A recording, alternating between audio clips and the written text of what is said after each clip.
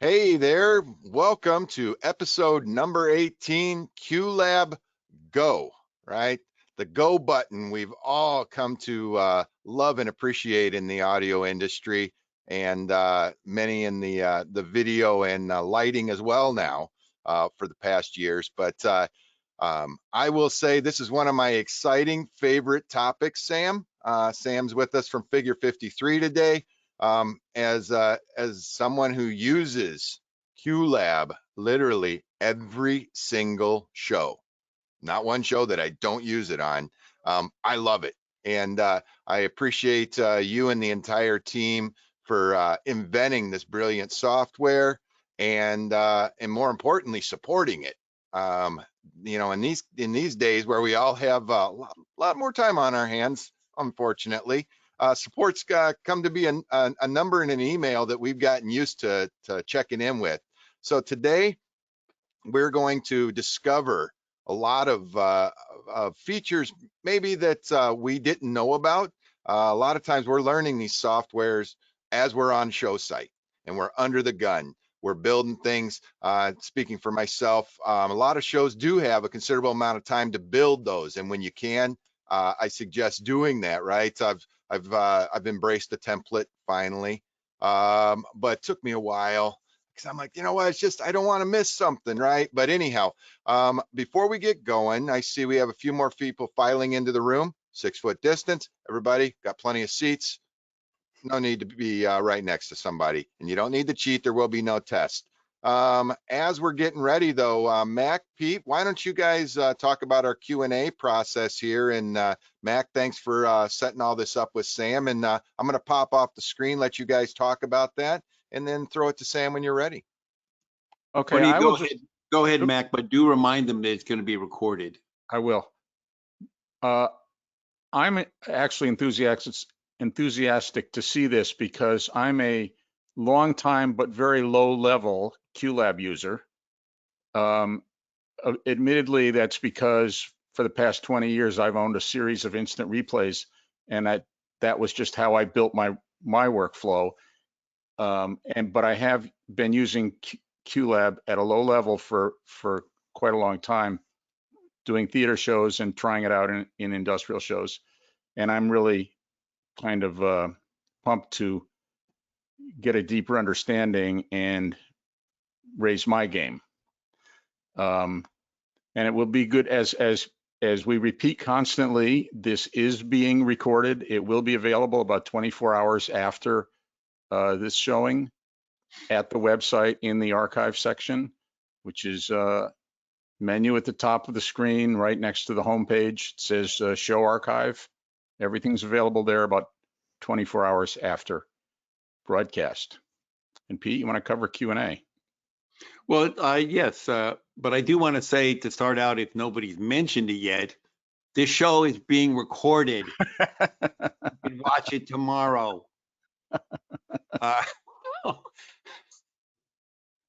On the right-hand side, hopefully, if you haven't moved your screen around, there is a webinar control panel, and there's a little section of questions you can pull down and type your questions in. You won't necessarily see the questions of everybody typing or the answers. Occasionally, a question is asked, and we may respond globally to it. Like somebody asked, how come I can't hear Kelly? And I said, he's on now. And so hopefully everybody saw that. But type your question in. If it's related to QLab and something we're going to pass on to Sam. And at that point, we'll break at certain points during the show and answer the questions and ask whatever you want. Just keep it coming. Sam, it's yours. Thanks very much.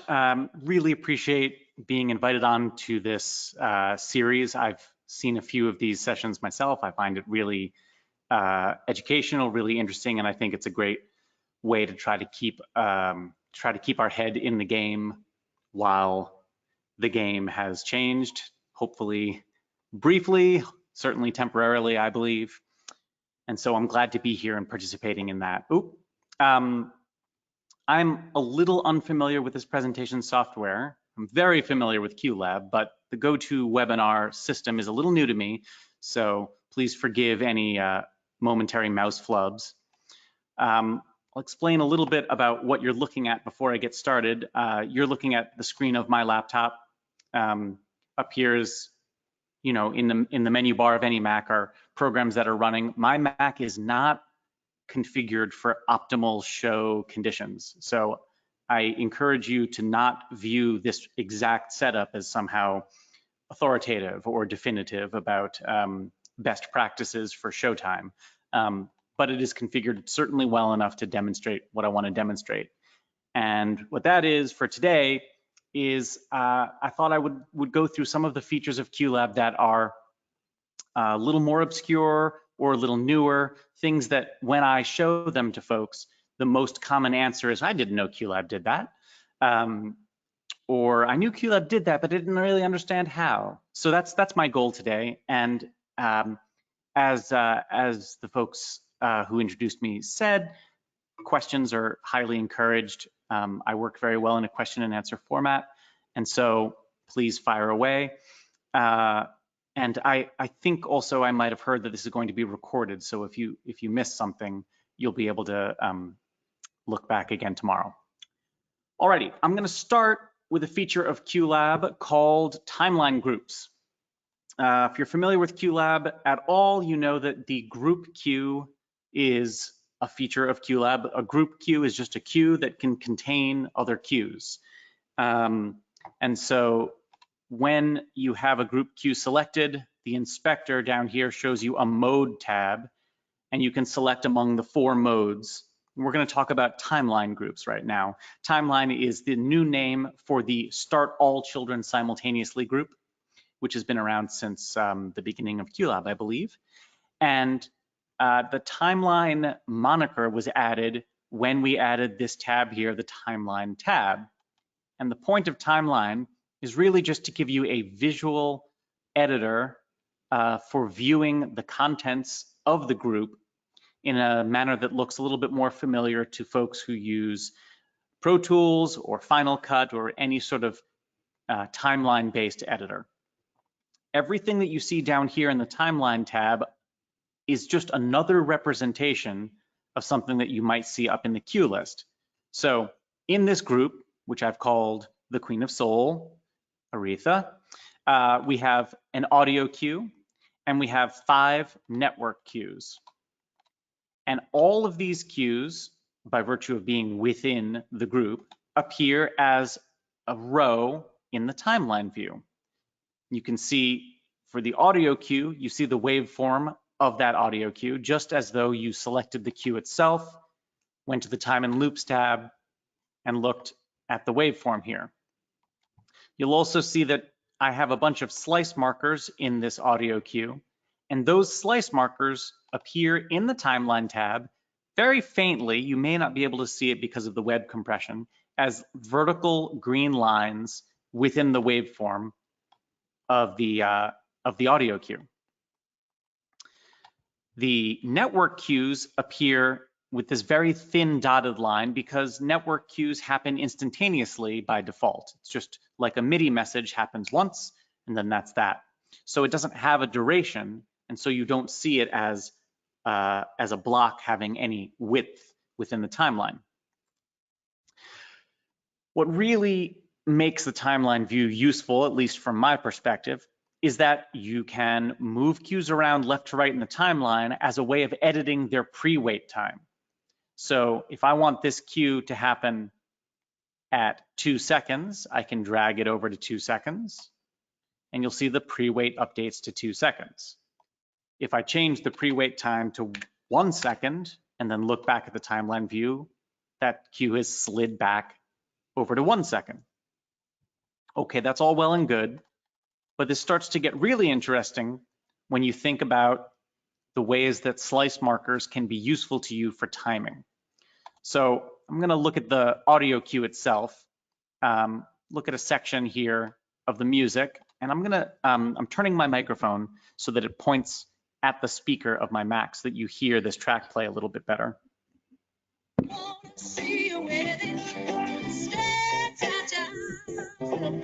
you gonna get it? 'Cause I love you.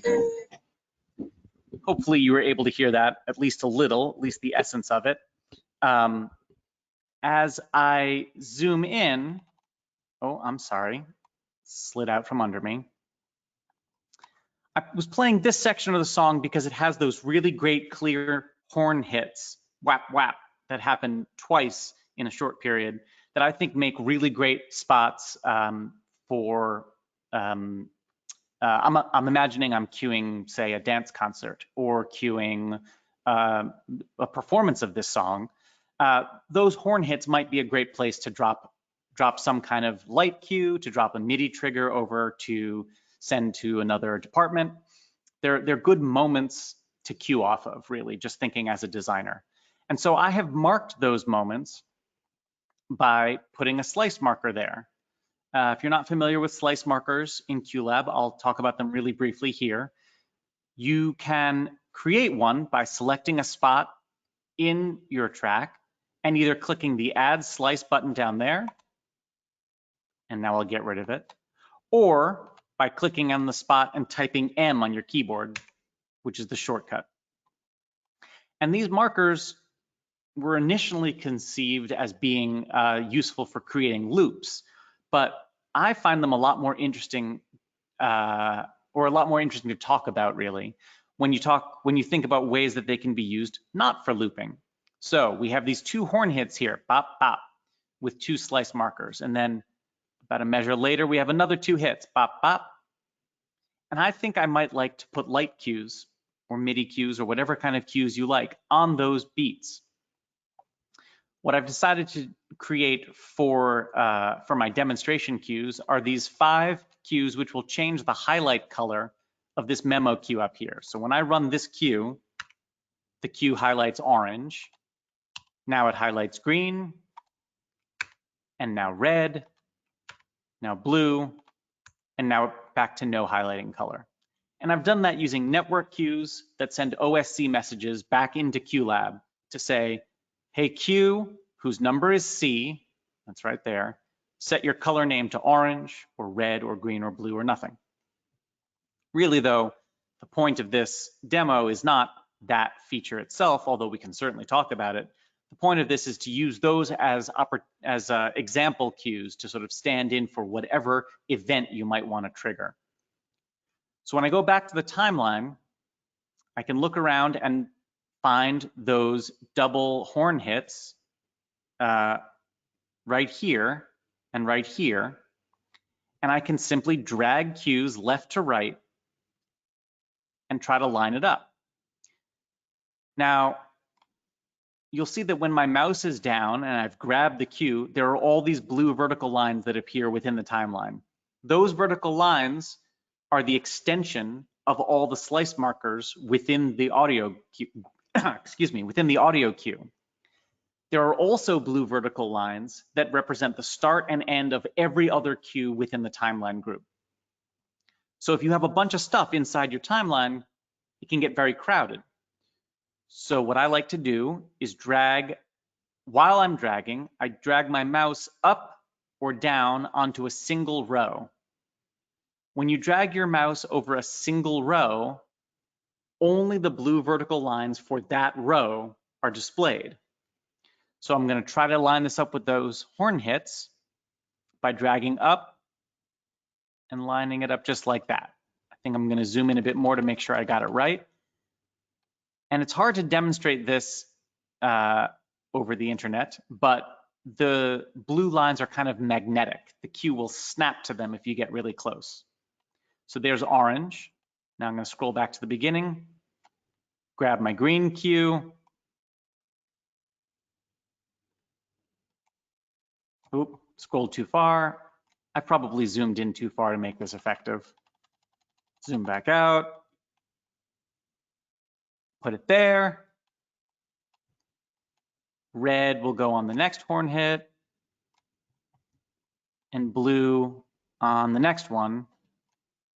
So now, when I select, when I click in the ruler of the timeline, it loads the whole group up to that point. And when I type V on my keyboard, which is the shortcut for preview, it will start playing the whole group, but it won't advance the playhead to the next cue. So I'll be able to keep looking at it as it plays. And here it comes. The cue up here changes color because these cues trigger as the playhead moves past them. Hopefully that read, again, over this presentation software that I'm not completely familiar with. The real essential point to me is you can align cues visually, which is something that even sound folks are accustomed to doing, working visually, rather than having to calculate the pre-wait time mathematically or trial and error. You have an opportunity to work with it visually. If you have any questions, particularly about this little demo, now is a lovely time to put them in. Obviously, you can ask any question at any time. There are no rules preventing you from asking questions at any time. But if there's anything about what I just said, if you have those questions right now, that is ideal, because then I can answer them right now. Failing that, I will move on and talk about other topics. Also, so you understand what's happening here, I have a second monitor off camera right, where I can see the questions that folks are typing in. And that's why you keep getting a view of this side of my face, because I've turned to look at the other monitor. I wanted to offer, there was really only one question about this. What was that single blue line moving along with your grabbing? Why is one line moving while I grab? Well, he said there was a single blue line moving along with your grabbing, as if it was one of the cue marks.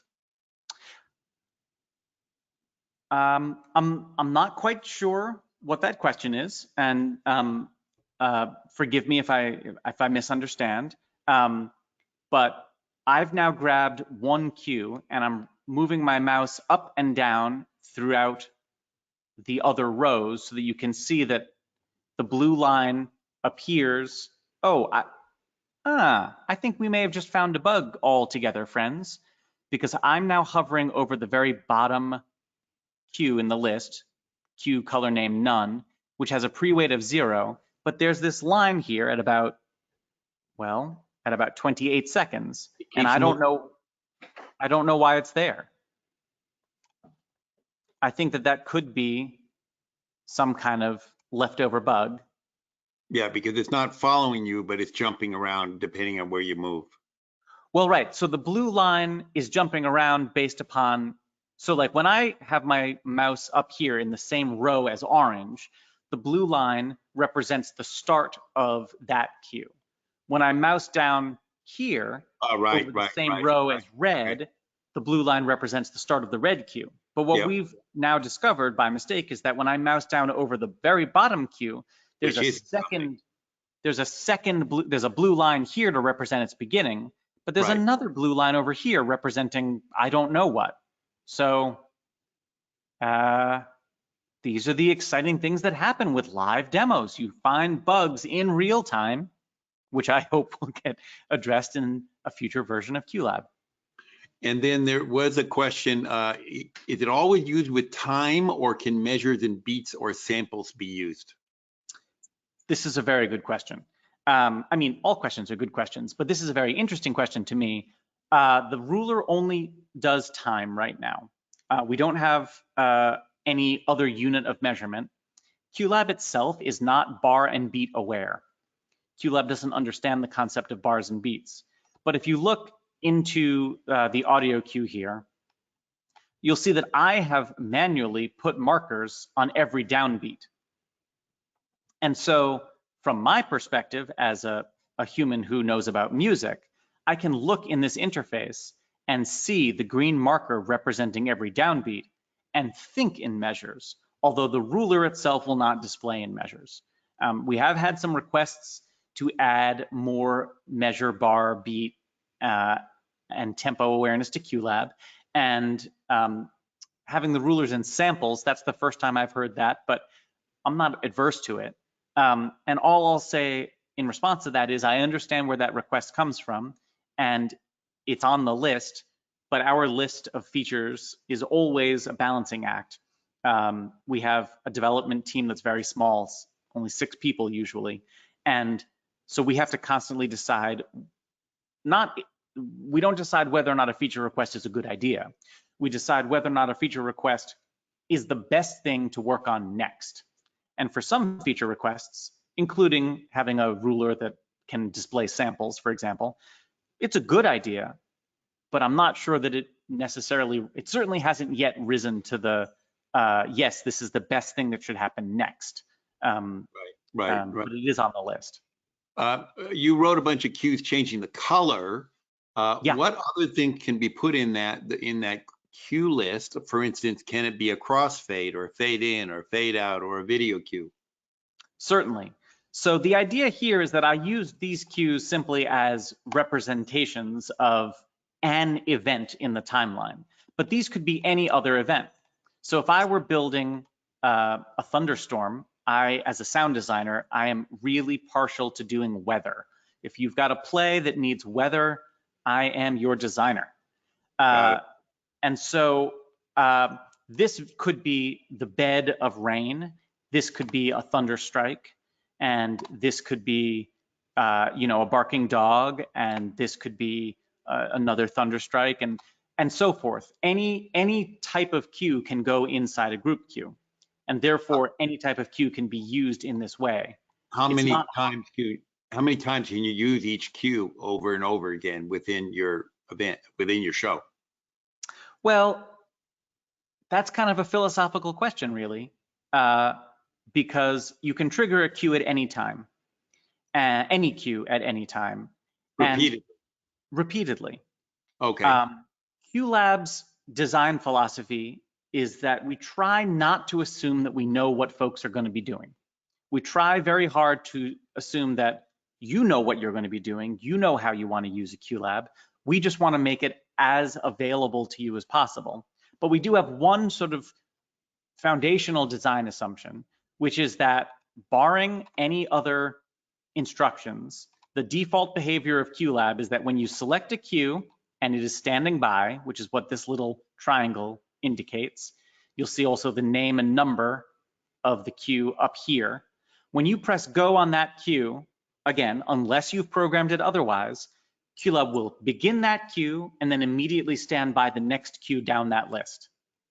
So to demonstrate this, I'm going to create a bunch of wait cues, and I'm going to set them all to 3 seconds. A wait cue doesn't do anything, to be clear. The reason that we added wait cues way back, way back, was to be completely honest, the wait cue emulates a behavior in SFX that a lot of folks were accustomed to. They were accustomed to having a dedicated wait queue. And so we wanted to give them a tool to make it easy for them to sort of keep their brain out of worrying about learning a new tool and keep their brain in designing their show. Yeah, I think the question was more from the standpoint of your timeline display, where you put a bunch of these cues on the timeline. Right. And they were asking, can I take one of these cues, which normally would be done in order in a cue list, but just select one and pop it in many different times out of order on the timeline? So the answer to that is the timeline is a linear string of events that happens from the beginning to the end unless you interrupt it. If you need, for example, orange to happen twice, the thing to do is to duplicate this cue and have the duplicate go somewhere later on. Or you could create a start cue, which reaches out and tells another cue to happen. So if I created a start cue that targets this orange cue, and the start cue,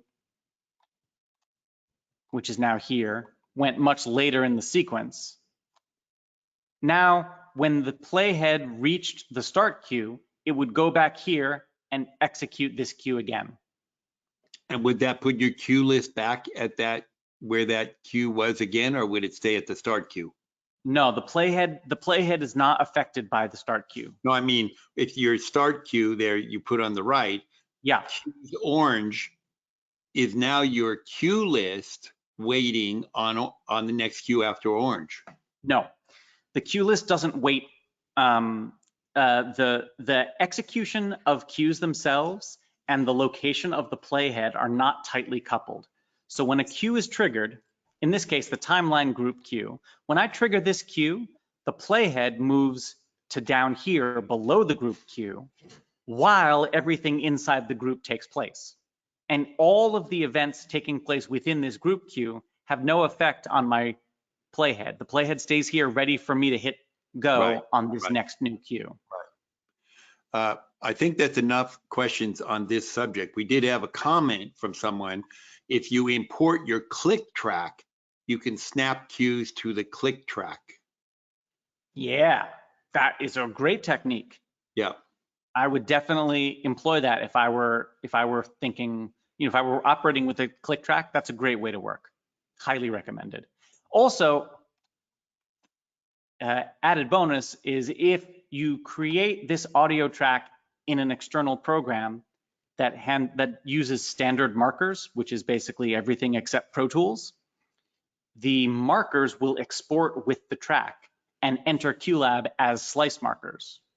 So if you build your click track in Logic and have a marker on your downbeats, you don't need to recreate those markers in QLab. They will import along with the audio file.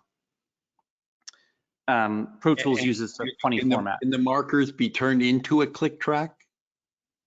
Not inside QLab. QLab is not generative. It will not produce audio from scratch.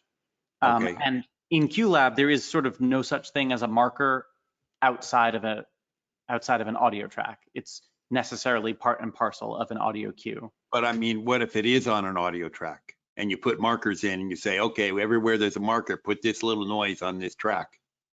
No, that's something you have to do manually. Oh, okay. Yeah, something you have to do manually. But we have had requests too for a click track tool within QLab, and I am certainly it makes sense why people want that, and it seems like a thing worth doing in time. Shall I press on? The next thing I want to talk about is the right side triggers, is what I've called this subject, the right side of the triggers tab. So what do I mean by that? Every queue in QLab has a number of tabs in the inspector. The basics tab is common to all queues. Every queue has a basics tab which shows the queue number, its duration if applicable, a pre and post wait, its name, whether it's got a color, notes. And we already talked briefly about how group queues have a mode tab that let you set the behavior of the group queue. The triggers tab is another tab that every queue has. And the left side of the triggers tab has 4 items which let you assign external triggers to make this queue go regardless of the sequence of the playhead or the main go button. So for example, a hotkey trigger allows you to assign a key on your keyboard. All right, every time I press T, well, that's a bad example. Every time I press 7, this queue will immediately play as though it was selected and I pressed go. You can also set a MIDI trigger so that the queue listens for an incoming MIDI message, a wall clock trigger so it triggers at a certain time of day, potentially only on certain days of the week, and a time code trigger if you're triggering off of MIDI time code or LTC. But that's the left side of the triggers tab, and that is a little bit more commonly understood. The right side is a little bit more interesting to me. The first tick box is labeled fade and stop. And to demonstrate this, I'm going to open the Audition window. The Audition window, for those who don't know, the Audition window is a way of sort of hijacking the output of QLab. So you can work primarily on video queues without having the projector attached. So if you're hooked up to a big video system, you've got a lot of outputs, and then you take the Mac home to do notes, you don't want to have to simulate your projection system. So we have the Audition Window, which lets you have sort of a surrogate video output. So here I have several copies of a video queue, and they all show Tigger. I'm going to make this a little bit smaller so we can see. So when I play Tigger, what I want in this hypothetical example is for only one of these 4 Tigger videos to ever play at once.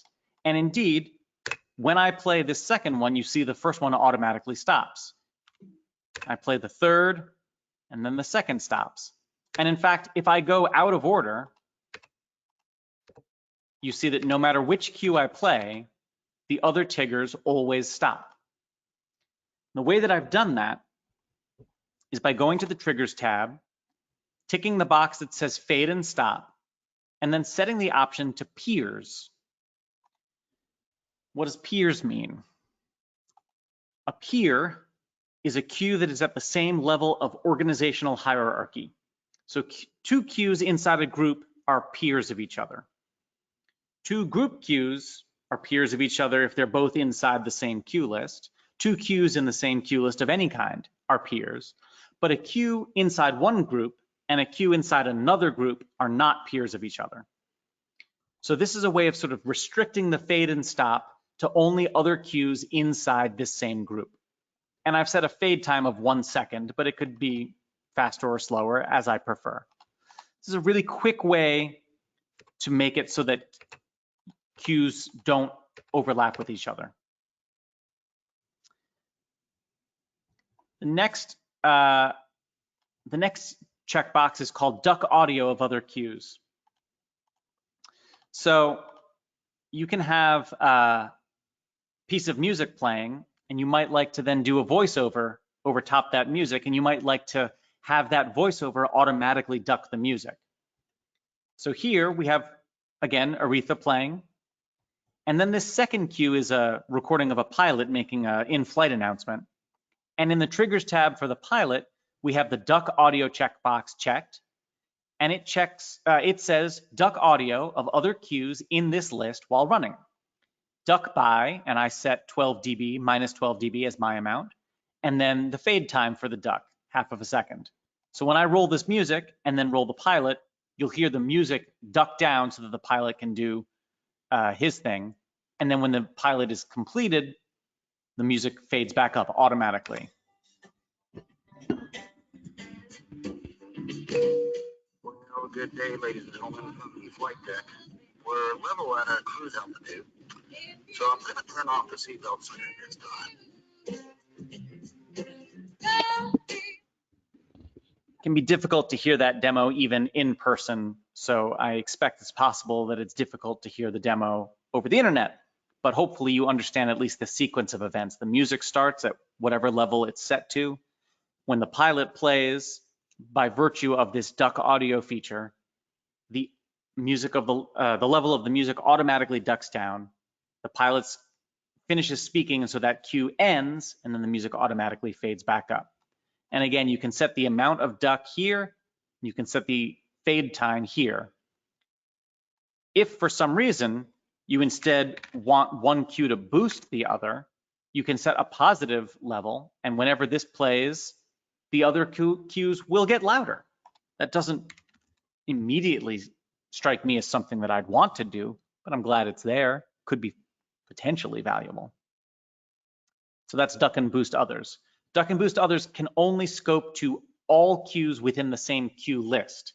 It is indeed a plan to have it be scopable to just peers or other possible scoping options, but right now it's all cues in the same list. The last item on the right side of the Triggers tab is second triggers. So I think I heard Mac refer to his instant replay earlier as a beloved tool, and I too am fond of the instant replay, a quality piece of equipment it is. The second triggers tab is where we start to get into territory of instant replay or of samplers. I got one of my early sound technology lessons was on a Kai sampler, completely overwhelming to me as a kid. but interesting. Right. Right. We'll look at the various options here. So generally speaking, when you have a queue in QLab and you play that queue, and while it's playing, you try to start it again, nothing changes. The baseline rule is that a queue that is playing in QLab ignores any other signals to start because it is already started. But the second triggers checkbox here, the second triggers menu here, lets you decide how a queue should behave if it receives a trigger to go while it is already going. So I've set these queues to use hotkeys 2, 3, 4, 5, and 6 so that I don't have to click the go button, so that I can do it manually with my left hand while I point to other things with my mouse over here. So this queue is set so that a second trigger panics the queue. So when this queue is playing and then I hit the hotkey again, it panics, it fades it out. One button to start, one button to stop. And I'm using a hotkey, but it would also work if I used the go button. So I can press go on this queue, and then I can move the playhead back to the queue, and then press go again, and it panics. Panic in QLab is a fade and stop, just making sure that that term is not known to all. So hotkey 2, hotkey 2 is the name of this queue, but this queue panics when it receives a second trigger. This queue stops when it receives a second trigger. Now you heard a reverb tail out.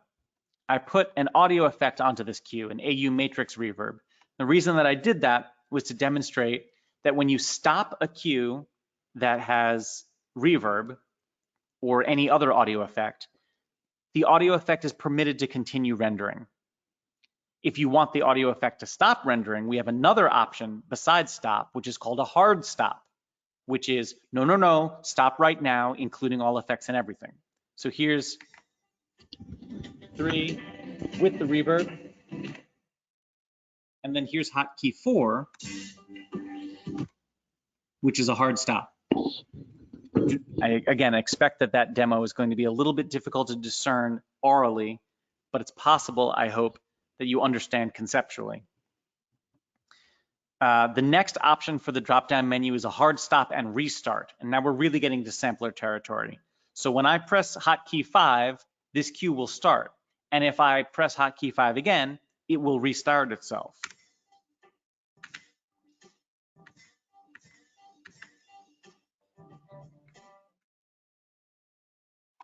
The final option here has to do with making the release of a hotkey or of a MIDI note correspond to a second trigger. So right now, hotkey 5, when I press the key, if I hold it down, I just get a key repeat, which is what Mac OS does automatically when you hold a key down. I have to let go and press it again in order to cause a panic. But this one is set for a second trigger on release. So I can press and hold hotkey 6, and once I take my finger up, it immediately panics. I think you heard a system beep, an error message. And that's because Mac OS, again, has its own watcher paying attention to keys being held and not held. So you have to go to System Preferences. Hopefully it will appear on my screen. And to Keyboard, and either turn off key repeat or go to Sounds and turn off alert volume. Now you won't hear the system beep while you hold the key down. So now we can return to QLab, press and hold 6. And when I let go of this key, the queue panics. Again, kind of an awkward demo over the internet. I hope that it made sense. I hope that it is following. Does anyone have any questions that they'd like to ask about any of these right side trigger tab features or adjacent topics? In groups, which just to clarify for myself, when you start a group, does it always play everything in the group? That Like- depends on the mode of the group. So a Okay, but it timeline can't be a queue, group queue that all goes at the same time if you set it to do that. that's right. One question was, is it harder on the program to do a what do you call it? When we wanted to play the same queue twice? A start queue? Is it easier to do a start queue or just to copy the queue? And my answer would be, depends how complicated the queue is. The truth is that the heavy lifting in all queue types has to do with the actual rendering of the material that the queue is playing. And so whether you duplicate a queue or you use a start queue to trigger it again, it's almost immaterial when it comes to computer performance. And you would have to have a truly incredibly slow computer to notice meaningful differences. So, but one place I would imagine is useful if you had a many step queue, rather than duplicating it and filling up your queue list with the same thing you've done before, just using a start queue to play that queue over again. My personal, you're absolutely right. My personal barometer is, do I think that I am likely to want to change this sequence? That's right. Right. After the fact, I programmed? And if I change the sequence, do I want to change it in every time that it's used, or do I want to have variations? If I've got a sequence that I want to be exactly the same every single time it happens, and I might tweak that, right. then I definitely want to use start queue so that I only have to make my adjustment in one place. Yeah, by the same token, we use separate roles for each HelixNet pack rather than one role for all of audio. Right, because some point down the line, Might want to change one pack, right? You might want to change just one pack and you don't want to end up in trouble, right? Michael McDermott wanted to know what happens if you change the time of the head of the first queue. With the queue times within that queue change, or will they not move? Will they all self-adjust? Are we talking about audio queues? Right. Yeah. And when I say queue times, I'm assuming you mean markers, right? Right. Right. No, the start time and end time do not change marker times. So if I have a bunch of markers in here, I'm just going to make some at random, but let's pretend that I put them in very carefully and deliberately, of course.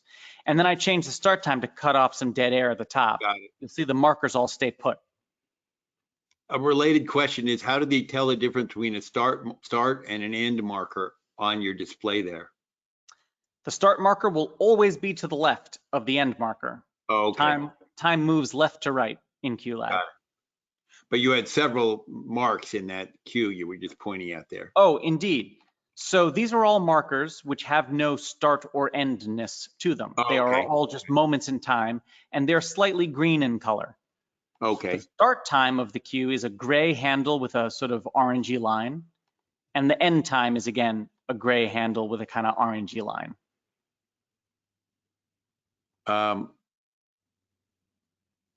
Did you show how to actually implement a group queue? I'm not sure that I did. So let's talk about that. First of all, I'm gonna copy this audio queue and put it down here, and I'm gonna sort of simulate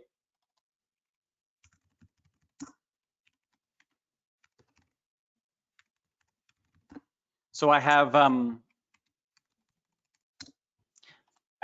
3 audio queues, let's say, which I want to have inside of a group. Now, one option is to, with no queues selected, click this button to create the group queue, and then drag and drop the individual audio queues into the group. Another option, I will take them out, I'm going to take the group and delete it, is to select all 3 queues and then click group. This is what I've heard lovingly referred to as engroupify. But really all it is if you create a group queue while more than one queue is selected, the selected queues will go into that new group queue. It's hopefully a very tiny time saver. Well, time is everything. Time is everything. Exactly. If you have a VOG and you wanted to duck the music 2 seconds before it starts playing, how would you do that? First of all, let's assume for this purpose that the VOG is pre-recorded and not live, Right. right? The way that I would do it right now in QLab is by bringing the VOG into Twisted Wave and giving it 2 seconds of silence at the top in the track, so that the track would start and roll, but 2 seconds of it would be silent. And then at the very beginning of that track rolling, it would cause the duck. And then I'd trigger it 2 seconds earlier than I wanted to hear the VOG.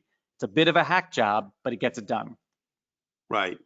Right. We have had requests to try to figure out ways to sort of prepend the duck.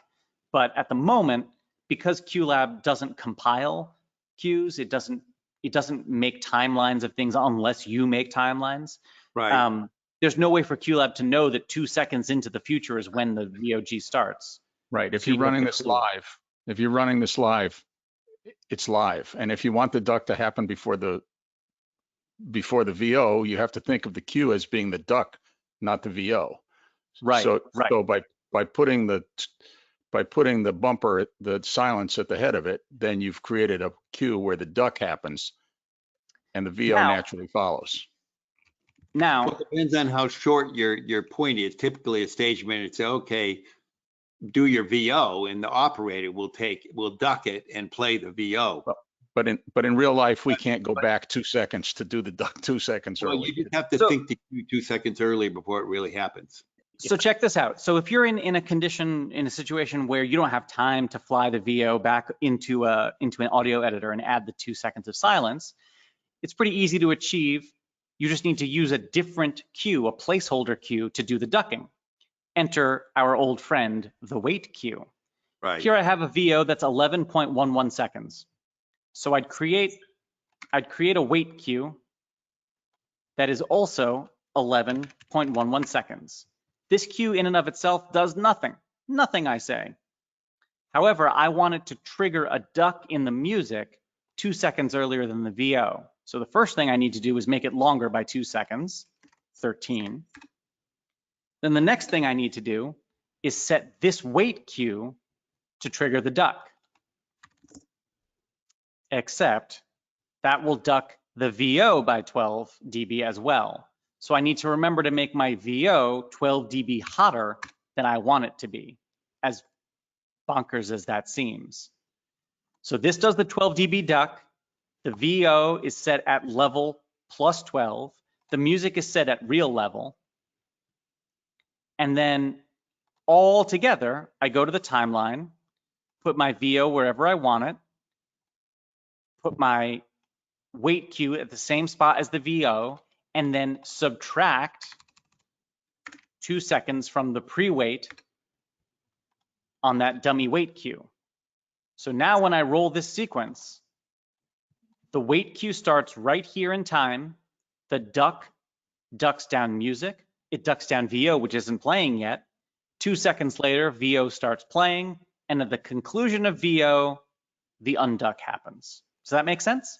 It's a lot more complicated, but if you wanted to change when your VO played in relation to when the duck started, this would be an easier way to do it. Right, keeps it flexible. Rather than editing your cue over again. Yeah. It is a little nutty. In that group, back to the group question, Yeah. is there any limitation to how many timed groups you could put inside it? No, it can be turtles all the way down. There are no limitations with regards to numbers of queues or numbers of queues in queues built into QLab. Right. You'll find limits if you push your computer too hard. We have had folks say, I'm having trouble, bad performance. Can I send you my workspace and take a look? And we find, sure enough, they have a group queue in which they're playing 60 or 70 audio cues simultaneously. And they tell us they're using a MacBook Air. And the answer is use fewer queues or a bigger Mac. Okay, Miguel asks if you have hotkeys on the queues with one group queue, and in the other group queue, it's different queues with the same hotkey. Will they cause issues with each other when you try to use that hotkey? Hotkeys are valid for the whole workspace. So if I have key 2 set to play that one track, if I assign key 2 to another queue somewhere else, whenever I press 2, both the Aretha Franklin track and the other thing I assigned it to will happen. Sometimes that's a good thing. Sometimes you want multiple things to happen. So yeah, you're right. If you wanted to do several different queues at the same time, assign it to one hotkey. Yeah, then it's ideal. But no, if you're trying to have hotkeys sort of like siloed off into different contexts, that's not something we do right now. Right. You need to use different hotkeys or sort of go into each individual queue and disable the hotkey, on a queue by queue basis. And is there a list in the software of predefined hotkeys that you can't change? So like the T key, you don't want to put things there? I'm so delighted that you asked that question. If you click on the gear in the lower right corner of the workspace, that will bring up workspace settings. And in workspace settings, you get a list of preferences, one of which is key map. The key map shows all the hotkeys that work all across QLab at all times. So you can use these, but they'll conflict. And so both the thing that you've assigned the hotkey to and this thing will happen at once. But if, for instance, T, if you don't want it to edit the queue target, you can just get rid of that, and then that key is available to you as a hotkey. Will this work with any kind of external keypad device, like a MIDI keypad device?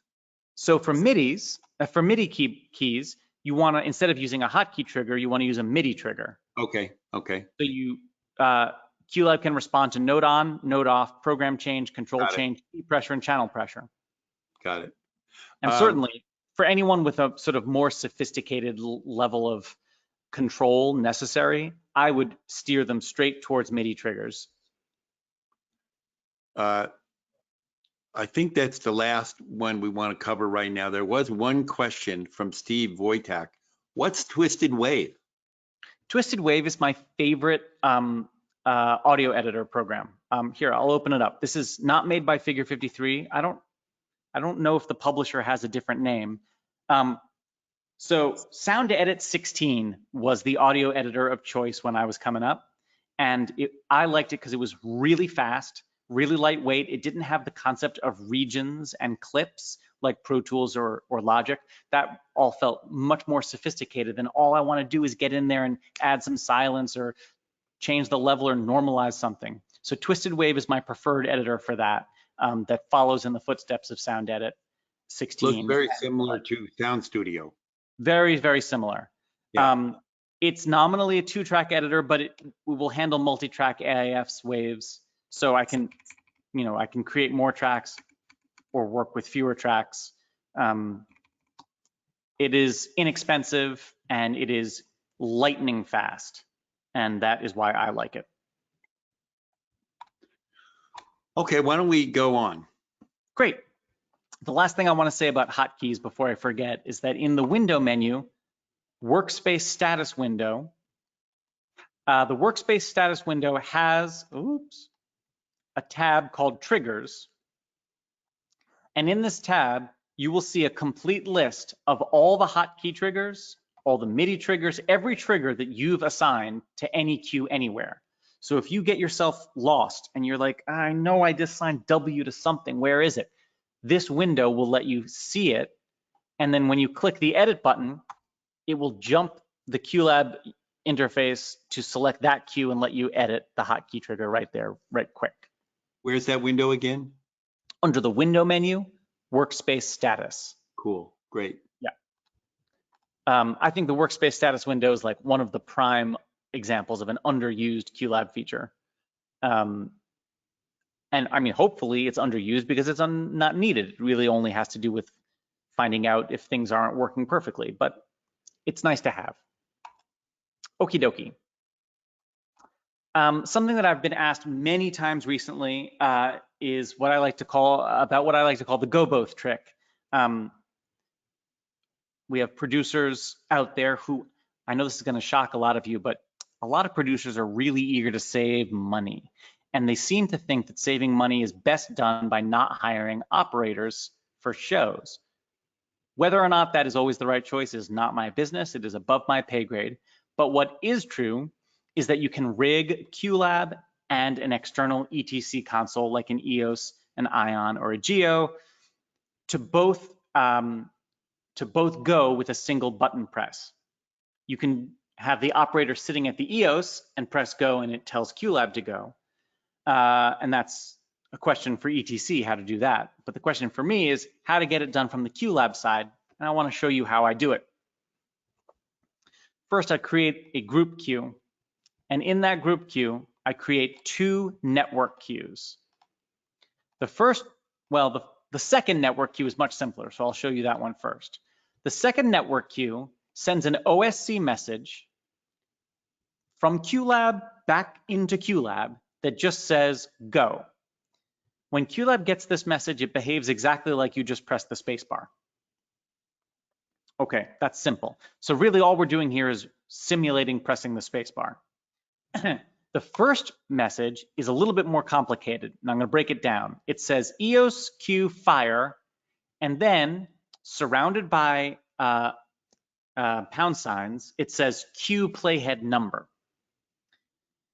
This is a complicated concept wrapped up in a simple package. So I'm going to show you a simpler version of this same message by copying and pasting this queue.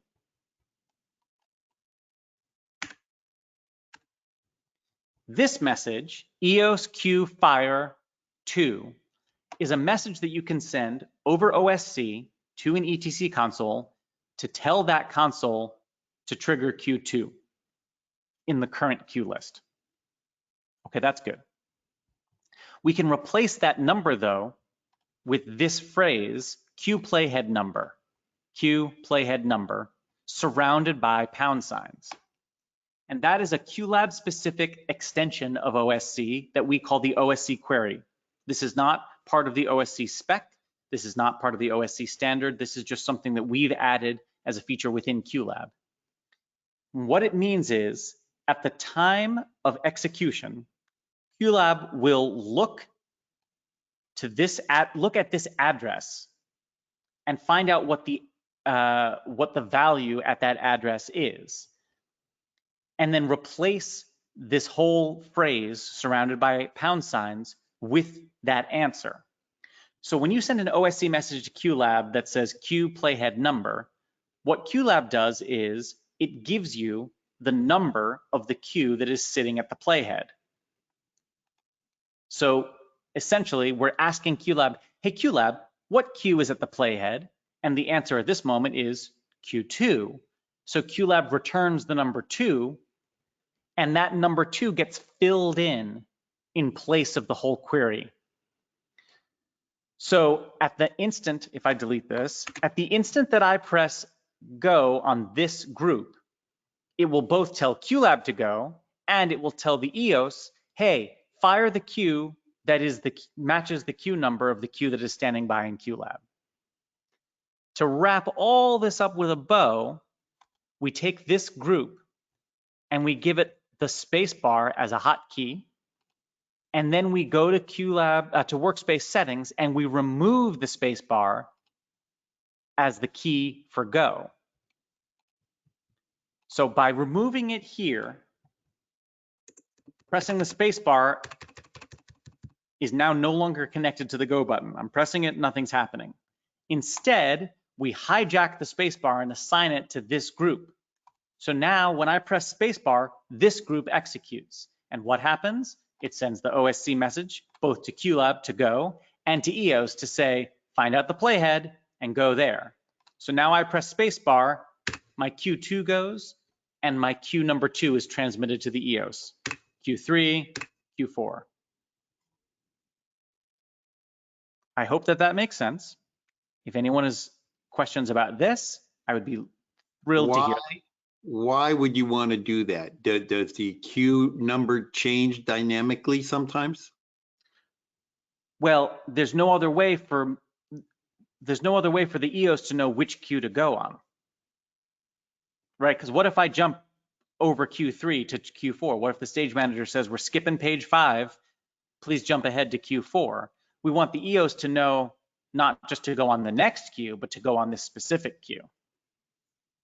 So it's looking at where your pointer is, not where the next queue is, but beyond it. That's Got right. it. That's right. This is one of those things, like so many little troubleshooting tools or little like Swiss Army knife type queue structures. This is the kind of thing that is worthless until you need it, but then irreplaceable once you need it. If you need to keep an ETC console and QLab in lockstep. Obviously, you need to make sure that you have your queue numbers match on the two consoles. Okie dokie. I'm going to skip ahead to the next workflow tool, which Before is called... you go. Oh, please, yes. Can you explain again the difference between a group and a network queue, a group queue and a network queue? Absolutely. So one of QLab's foundational principles is that each type of queue has one job. And if you need that job to be done, then that is the type of queue you want to use. So the role of group queues is to enclose other queues into it. And in a certain mode, have all those queues execute at the same time. There's another mode of group queues that picks a random queue inside and triggers it whenever the group is triggered. So that's the role of a group queue, is to contain queues. The role of a network queue is to send a message over the network. It sends messages using OSC, or it sends plain text over just an ASCII message using UDP.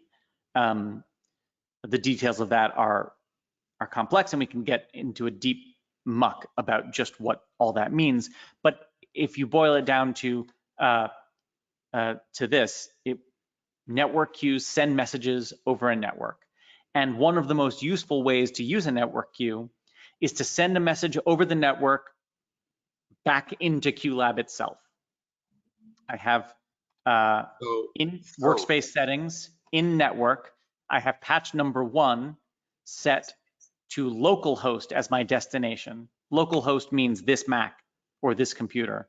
So any messages sent by a network queue to patch 1 end up coming back into QLab, and that is how I can tell QLab to go, because this queue is going to patch 1 QLab. So the difference really is they're different. The difference is they're different. Groups can include a network queue if it's part of it, but don't necessarily have anything to do with network queues. Exactly. Exactly. Audio queues play pre-recorded audio. Video queues play pre-recorded video. Light queues send levels to ArtNet or to a DMX device. A timecode queue generates timecode. And a group queue is a box that can contain any kind of queue. Got it. And when the box receives the message to go, the queues inside that box go either sequentially or all together, or however you've programmed it.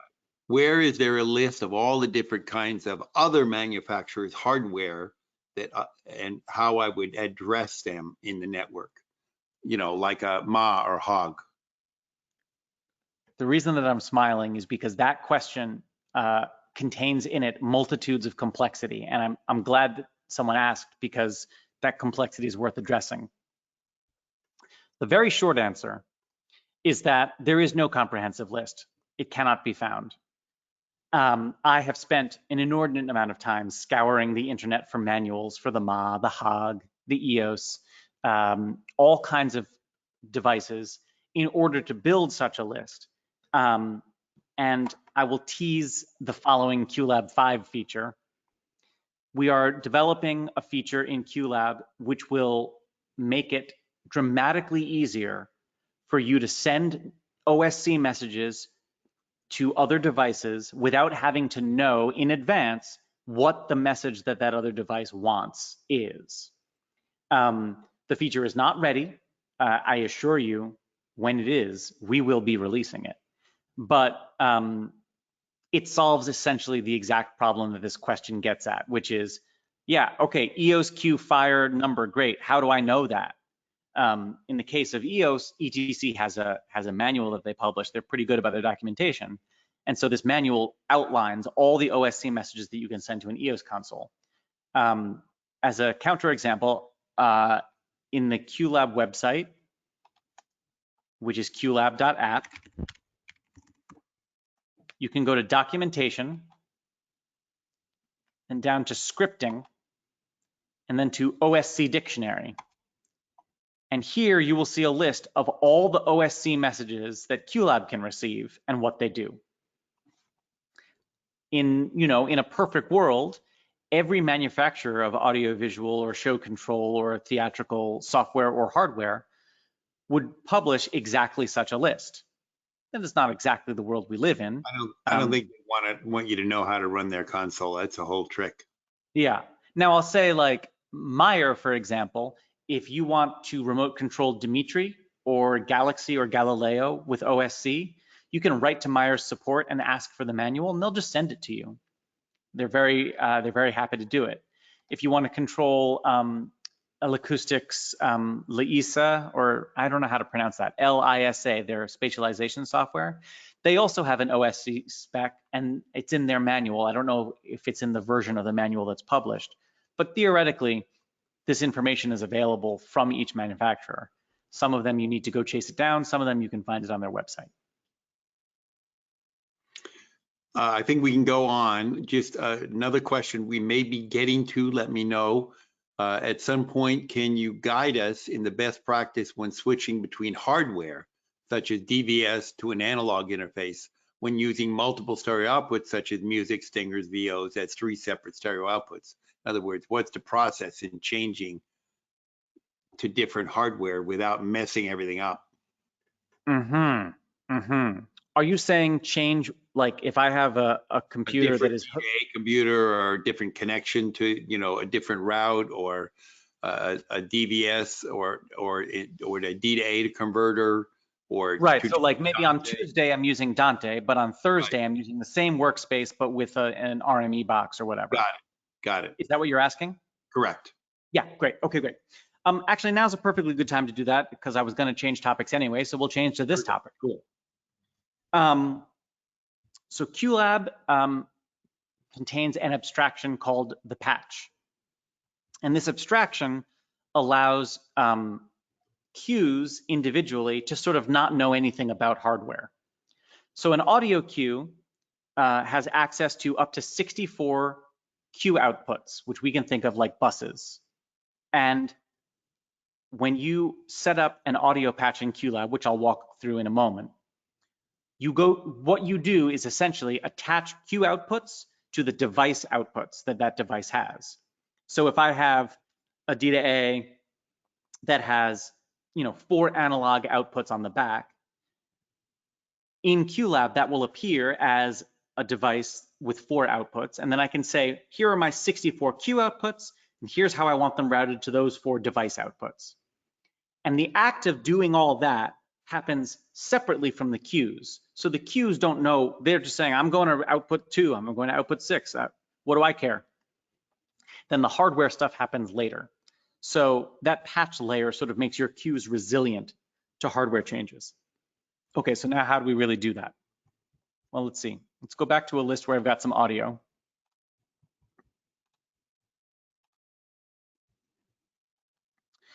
So here's an audio cue, and I'm in the audio levels tab, and I've set the visible channels to 12, but let's set it up to 64. Visible channels here is simply a convenience, so that the number of cue outputs that you see in this interface is the number that you want to see.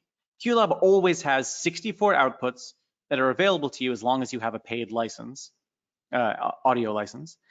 But if you're doing a show that only needs 4 outputs, it might be a lot more convenient to not look at all that visual noise. So you type 4 and it just hides them from you visually. So this cue goes to cue outputs 1 and 2, which I've labeled left and right. Those 2 cue outputs don't necessarily have to go to the first 2 device outputs of my audio interface. They could go anywhere I like. They could go to multiple device outputs if I wanted. The way we get there, again, return to workspace settings and go to audio. Now let's look at these 8 patches here. Audio patch 1 through 8 are the 8 patch points that any given cue can get connected to. Every audio cue can only go to 1 patch at a time, and every audio cue has to be assigned to a patch in order to work. So right now, audio patch 1 is attached to my MacBook Pro's speakers. So if I click Edit Patch 1, I'll see this audio patch editor window. And the part of this window that is most relevant to the question is the center tab, the device routing tab. Here, each row in this matrix represents my cue outputs, 1 through 64. And each column represents the device outputs. In this case, my MacBook has 2 speakers, so there are 2 columns, left and right, and that's that. So my left cue output is going to my left speaker.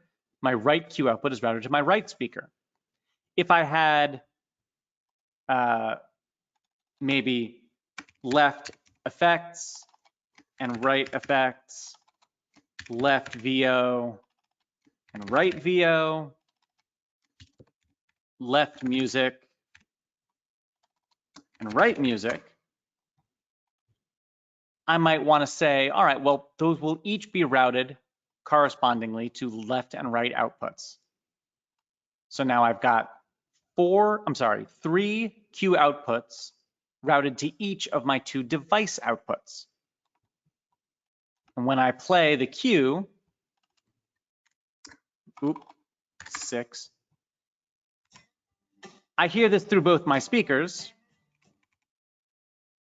but if I instead assign it to the left and right music bus, I hear it just exactly the same. So let's say then the next day comes along and I have a 6-channel interface. Well, I have got a 4-channel interface connected to my computer right now, so let's use that. I can return to workspace settings and I can say, hey, audio patch 1, I know yesterday you were on my MacBook Pro speakers. Today, though, you're going to be on my iConnect Audio 4. Then I go to the edit patch button. I go to device routing, and now I have these channels all available. These are the 8 device outputs on my iConnect Audio 4. So I can assign each cue output to a unique device output and go out of outputs 1 through 6 for my cue outputs 1 through 6. Does that make sense? Did I explain that well? Yeah, that pretty much covers it. I mean, the whole point is you have a way to control the routes totally separate from all your cues and the hardware connected to it. So if you're going from a two channel device to an 8-channel device, you can decide you could feed that 2-channel device to the same pair of all 8 channels if you wanted to. Right. Right. The nomenclature that's important to latch on to is that cue outputs are analogous to buses on a console. Cue outputs are inside QLab, and then device outputs are representative of the device itself. So if I had Dante patched here, it would be 64 because Dante Virtual Sound Card supports 64 channels. If I had a Mo2 Traveler, I think the Traveler has 22 outputs, and so forth. Good. That certainly answered that question. It was fairly simple, actually. Fabulous. In that list you listed before, all the different commands you could send to QLab. Yes. You also have, are those the same commands that other devices can use to send commands to QLab? If they send on the network that command? So this is sort of a design question about how OSC works. And I'll use MIDI as a comparison because I believe that most folks who are going to be both on this in this session and interested in this topic will have used MIDI. We're all old people or something? I don't understand. Listen, here's the thing. MIDI was invented against odds and at a time when the level of sophistication that was desired far exceeded the amount of computing power that was available. And so MIDI was invented, I think, really cleverly to make the most use of what was available and to be resilient. And I know that that was a success because we're using it every day, and it's decades and decades later. It's a new century, right? At the time that MIDI was invented, it was the limitations that MIDI has were based upon what could possibly get done at the time. When you send a MIDI message from one machine to another, generally speaking, you're choosing from among a list of MIDI messages that everyone knows. Note on, note off, program change, control change. The MIDI spec says, here are the MIDI messages that exist. Now they expanded on that with MIDI system exclusive, but we're not really going to talk about that right now. OSC is a different design philosophy entirely. The fundamental philosophy of OSC when it was designed is that OSC is not a list of commands. OSC is an architecture that you can adopt, and then you make your own list of commands. And everyone who has adopted OSC into their product or their device or their software, all they're getting from OSC itself is the structure of how messages go. And then they create the messages themselves. And the thing that you do is you send a message that the receiving device or object or software knows what to do with. So if I want to tell QLab to go, the message is /go. OSC messages are structured in a way that looks like internet addresses. They come in two parts. You see that there's a space here between color name and red. That space is actually really essential. The left portion is called the address, and the right portion is called the argument. And all OSC messages can have, all OSC messages must have an address, and then optionally can have one or more arguments. So in QLab, the command color name must arrive at an address that is defined as Q, the number of the Q, the command color name, and then a space, which means what's coming next is the argument. And then the argument is the name of a color with a capital first letter, red. So when I run this queue, the queue whose queue number is T2 will become red in color. If I instead say pre-wait, then the argument needs to be a number. Any kind of number, including decimals. QLab itself we have decided what these messages are, what the address is, and what the available arguments are. There's another QLab command, dashboard set light, which is to tell QLab to set a lighting level live. And it needs two arguments. It needs the name of the light and the name of the light and its parameter, and then the value. So this would set a light called my light to an intensity of 55%. Two arguments, one address. The address and the arguments for every device are different, right? So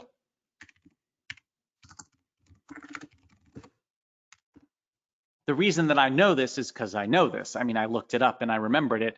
The address is EOS Q fire, and then the argument is the number of the queue. So you have to discern the list of commands on your own for each device. If I want, it sounds like you need a really long shop prep with the other equipment in the room with you to figure out how you're going to make it work with this other equipment, or have done it before, like you. Right. Or you know, you in your pre-production phase, hopefully you can say, oh, you're using a Grand MA console. Great. I'm using QLab. Do we think we're going to be sending messages to each other? Here's the QLab manual. Here's the Grand MA manual. Let's read up and let's be ready. And let's make sure that the computers are physically connected together over a network so that we can be prepared to send messages in tech. And when does your book of all these secret codes come out? My book of secret code. I showed you the book of secret codes. It's right there. It's in the manual. It's called a Exactly. user manual. Exactly. Once Back again, back to the question about changing devices slightly. Another question on it. yeah. You can use multiple devices on each patch and assign queues to different hardware on a queue by queue basis. So can that patch be changed as a queue? No. The output patch is not controllable by the queue list? That's right. Output patches are protected from changes by the queue list. The idea being, we give you 8 patches, so you can set up eight configurations to use at any one given time. Each queue can only use a single patch at a time, and therefore you have to assign the queue to the patch up front. Okay. If you want to make a change dynamically, you have to try to figure out how to do that within those 8 patches or with copies of queues or something like that. What do you mean by that?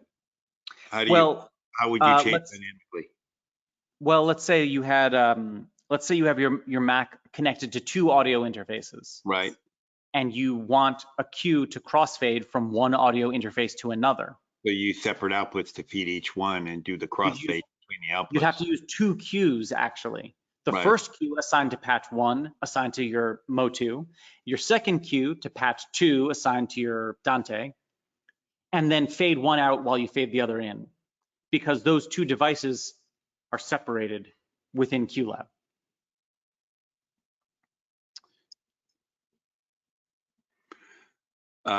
There is a really, really long question that I'm going to leave on the question list for you to read after the show.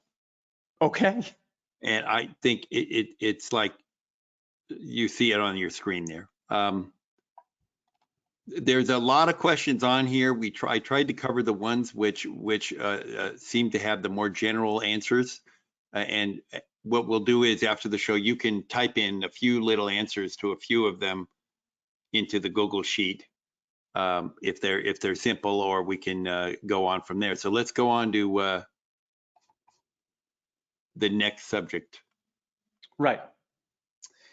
Very good. Very good. The next subject I wanted to talk about is the record queue sequence tool. And this is something that, again, I've used a thunderstorm as an example because I'm a fan of weather queues. And but the idea with the record queue sequence tool is that some of the time, what you want QLab to do is to capture a performance.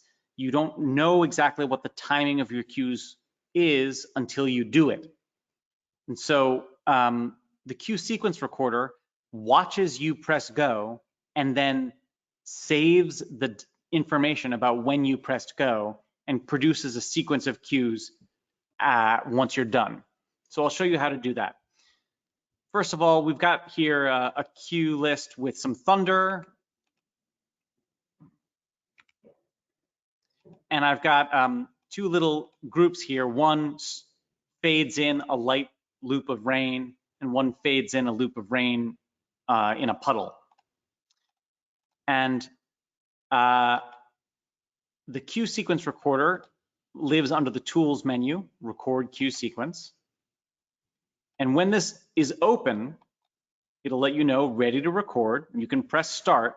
And after you press start, it'll watch for your first go. And then after that, all times will be recorded relative to that first go. So I may be in rehearsal. I may ask the director to let me know when they're ready to start the scene with the thunderstorm.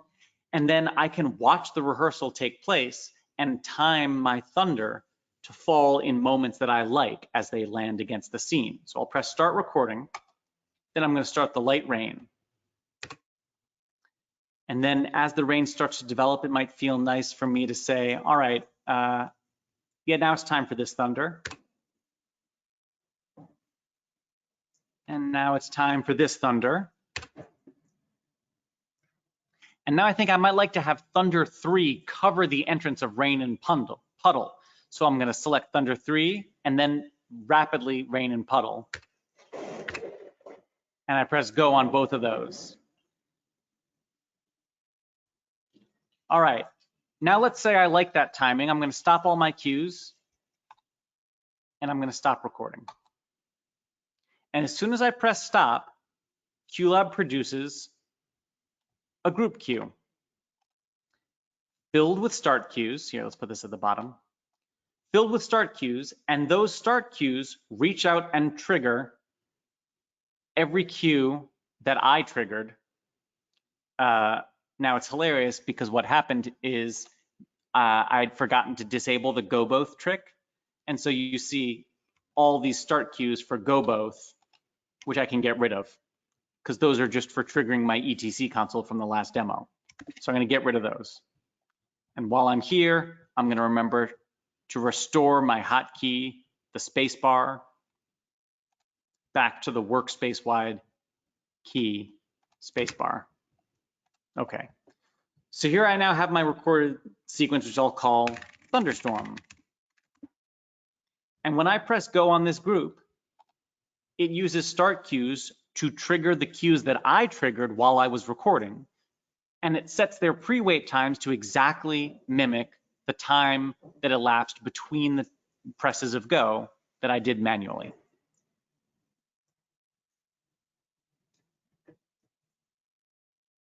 And you'll see, like just now coming up, Thunder 3 and Rain and Puddle are going to happen just one after the other. And there it is. This looks a lot like stamping time code. For those of you who are accustomed to that, this is not exactly the same, of course, but it's similar. And I use this all the time for when I'm trying to get a natural feeling to the sequence of events of cues, or when I'm trying to precisely match onstage behavior, which most often comes up in dance, comes up in theater some of the time. I would say that for folks who are in more of a corporate setting, this is a little bit less useful, but nevertheless, I think it's a valuable tool to know about.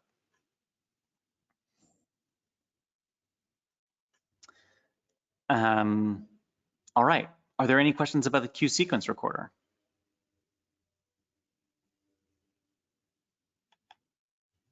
Lovely. I'm looking at the clock, it's about 1/2 past, and in order to leave enough time for questions, my plan now is to look at the list of questions that I was given that we haven't answered yet and sort of open the floor to general questions. Does that seem good to you, Pete? Sure. If you just want to scan down there and anyone that doesn't have a time listed on it, we sort of glossed over or skipped around. So yeah, absolutely. So it starts up sort of a broad question about from Jason Dino or Dino, I don't know which, about file types and last-minute content delivery. How do I sell QLab over other software with more user-friendly file types? I guess that really, that really depends. I guess it depends on, for me, you know, the answer to the question comes in as sort of proof in the pudding type of a situation. If you have a client who's concerned about the tool that you're using, the answer for me is, well, this is the tool that provides the functionality that this job needs. And if someone finds that that displeases them, that's certainly their prerogative, particularly if they're writing the checks.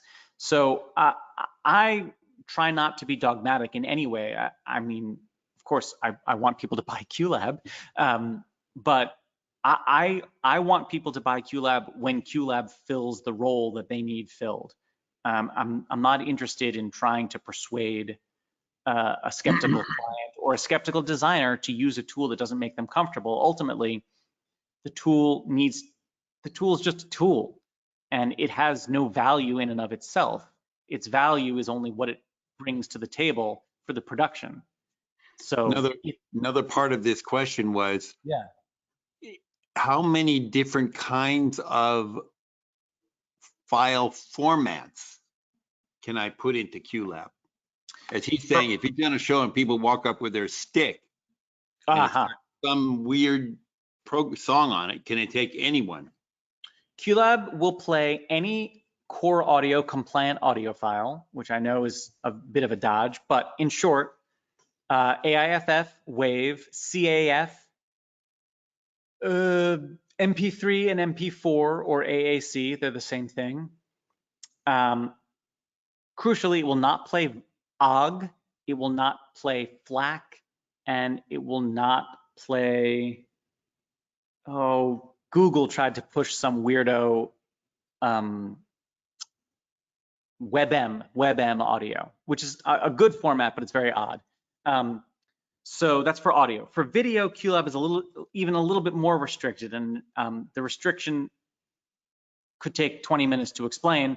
But in short, ProRes, H.264, Photo JPEG, and HAP, all of which are common. There are other common file types, but none of the ones that we do support are esoteric. And so that's sort of our philosophy is we'll try not to be restrictive. If we are restrictive, we'll try not to restrict out anything that's really, really common. Will the left-right arrow keys nudge things in the timeline? And how far do they nudge it? I have to refresh myself because I don't actually do this much.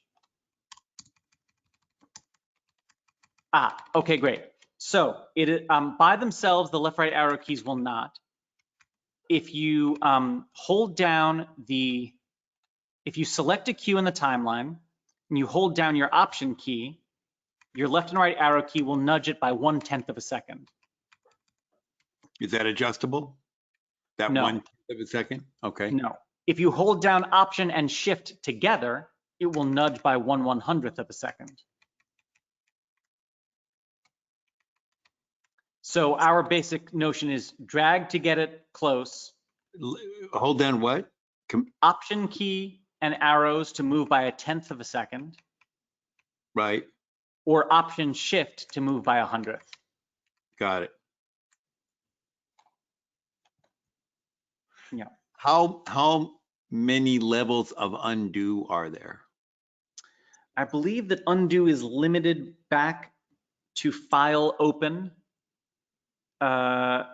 or by RAM, but undo doesn't take a lot of RAM. So I think that you can basically undo all the way back to when you last opened the file. Okay, so you can easily back up. You realize you programmed something totally wrong, you just back up. Back up. Yep. Roll the rest of your show out. Okay, got it. Audio level versus audio trim. Is there a difference? Audio level versus audio trim, absolutely. So in an audio queue, there are two tabs, audio levels and audio trim, which look similar. Trim only lets you adjust the output masters of a queue, and the levels in trim cannot be adjusted using other cues. So when you fade an audio cue, you're tinkering with the audio levels tab. Audio trim is protected against adjustments, and the idea of audio trim is to make an adjustment that is sort of set once and forget. I will be perfectly honest, I almost never use this tab. I will describe the one time that I used it a lot, and hopefully this will be productive for folks. I was working on a show that had music being composed by someone else other than the sound design team. And this composer is a wonderful composer with, shall we say, a limited skill set in Pro Tools. And for whatever reason, drafts of the music would come to us often with very different levels than the previous drafts. So I would get a track, drop it in, it would play at a level, we'd set levels, we'd have fades, we'd mix it into the batches of other sounds, it would be perfect. Then the timing of the scene change would shift, so the composer would rewrite the track, they'd bounce a new copy to me, and it would be 3.7 dB hotter. Now I could go in, make sure that all my fades accounted for that, or I could just go into audio trim and bring it down by 3.7 dB and never think about it again. And that is what I elected to do. So every time you got a cue from him, you would look at it and set the level for that cue with the trim to match normal. Yes, exactly. Um, Although normal for that show was a ridiculous target to even pretend to hit. There was no normal. well, that's what we're all aiming for. Exactly. Just like staying at home, we're all hoping for normal. Yeah. In your group cues, could that be a playlist? Well, Or what is a would that be playlist, right? silly You way mean, to do a playlist? I'm sorry? Would that be a silly way to do a playlist?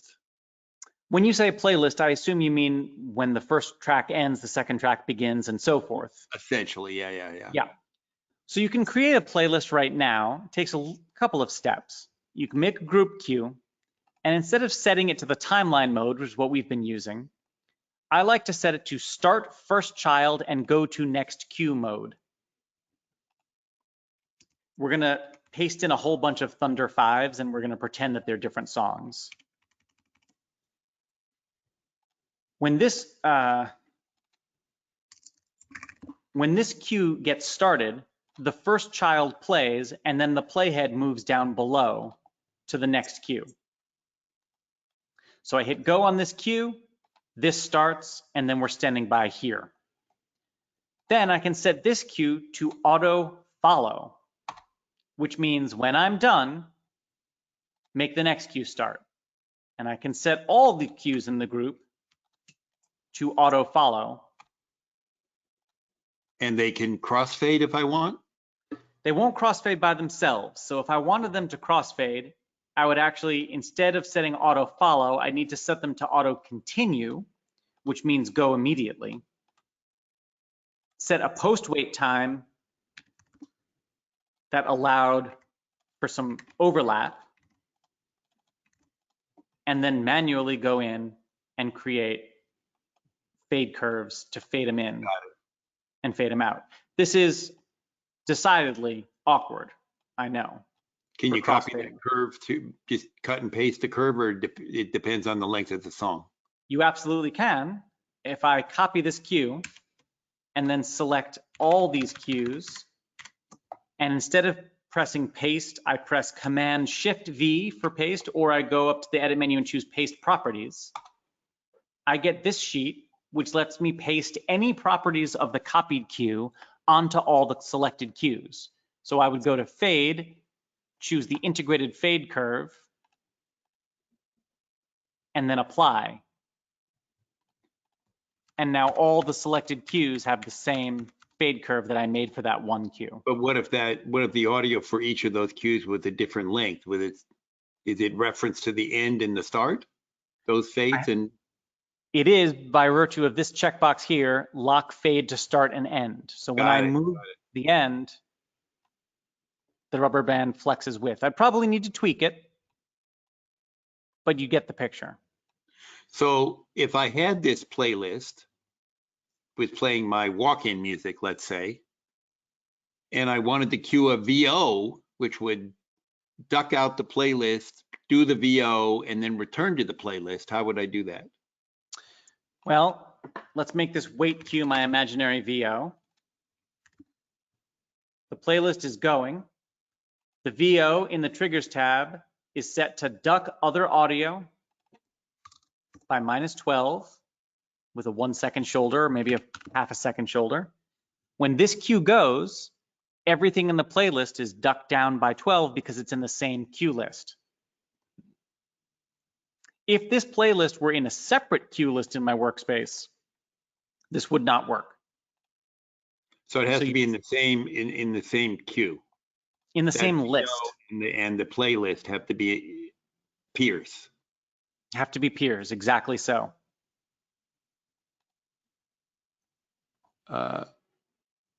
Very, very sensitive question here. Will there ever be a Windows version of QLab? I'm surprised. I've grown to love this question. It's even a Mac version. You never find good software in a Mac. I've grown to love this question. I get asked this question so often. I will answer it honestly, I think only foolish people say never when faced with questions where the answer could be sometimes. So I'm not going to say never, but I will say, here's why I don't think it's likely. To start with, we have a small team. The whole company, including all of support and development, is 15 people. I said before, 6 QLab developers. Those 6 developers are all expert Mac developers. None of them have any experience developing for Windows, or one of them does. So for us to decide to make a Windows version of QLab, we would either have to stop developing the Mac version while all the development team got up to speed on Windows development, or we'd have to hire a second team. If we hired a second team, we can assume that it would have to be the same size. We have to hire 6 more people. So we would have to double the size of our development staff. I'm the QLab product manager, so I'm here to tell you it takes 2 years to get a version of QLab out. It just does. So let's pretend that we do it at the same speed on Windows as we do on the Mac. It would never be I have quite to double my development team today and not see $1 coming in for 2 years.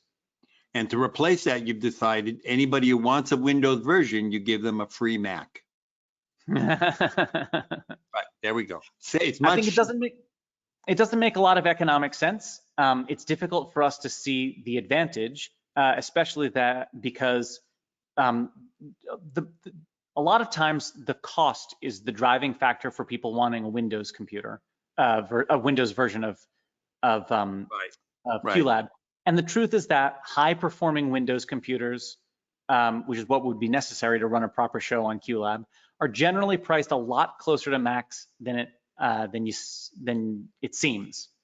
At the low end, it's certainly true that they're very cheap Windows machines. You could run a cheap QLab show on a cheap Windows machine, but it's difficult for us to understand where that actually ends up turning into an increase in sales that is equal to the cost to us to build and support that other version.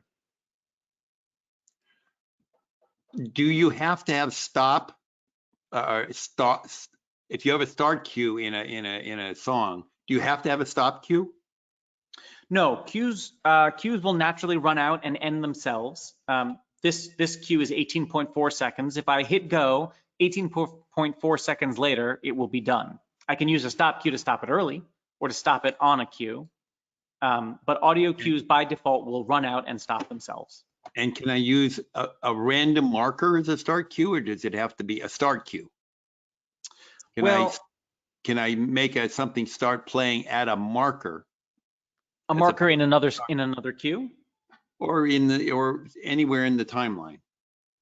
Or so I can can become a start cue. I could take a start cue, assign it to an audio cue, and just start that cue. Right. Or if I wanted that audio cue to start halfway through, I could use a load cue. Right. I would use the load cue to say, hey, you, load up to 5 seconds, please, and then start.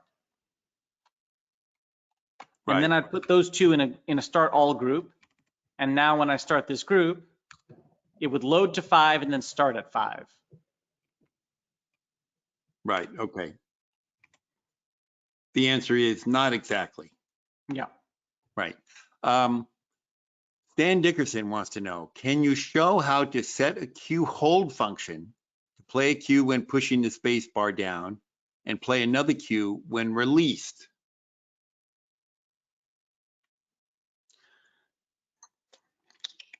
Specifically with the space bar, that's a bit of a gimmick.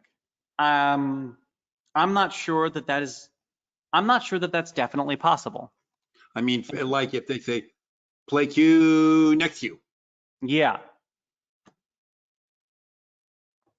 Or is it just easy to go, play cue, next cue? That's an interesting little trick. So here's why that's a problem, right? Right now, QLab doesn't really distinguish between press and release. I mean, not that it doesn't distinguish between press and release. QLab doesn't have a sort of granular control over whether a hotkey is on press or on release. Right. So you can't measure the time it's on. But with a MIDI trigger, you could have velocity 127 be the start of one queue, and then velocity 0 be the start of a second queue. So with a MIDI trigger, it's quite easy because you could do it based on velocity. Right. The only, I'm sort of like designing a solution in the back of my head, but it's so specific for Stan's question, would you want the same queue to happen every time you release the space bar? No, he's saying play another cue. He doesn't specify. Yeah. If it would be a specific other queue that you wanted every time the space bar was released, I bet there's a way to kind of hack around that. But I think probably the better answer here is to use MIDI and capture the velocity of the press of the MIDI note and then the velocity of the release. Like if you wanted to have a cue of a record player being scratched off the record, played every time you let go of the button, it would be the same cue every single time. Every single time, yeah.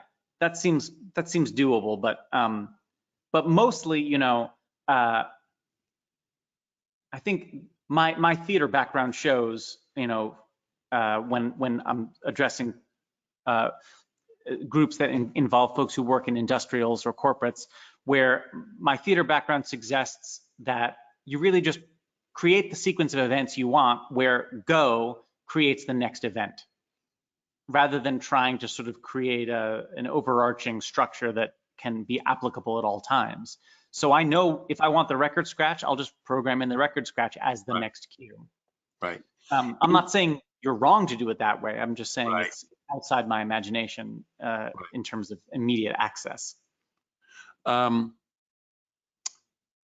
We may have actually answered this. Is there a way to sniff or ask another piece of equipment what the queue number is that they're in, or what, so you could sync yourself up with it?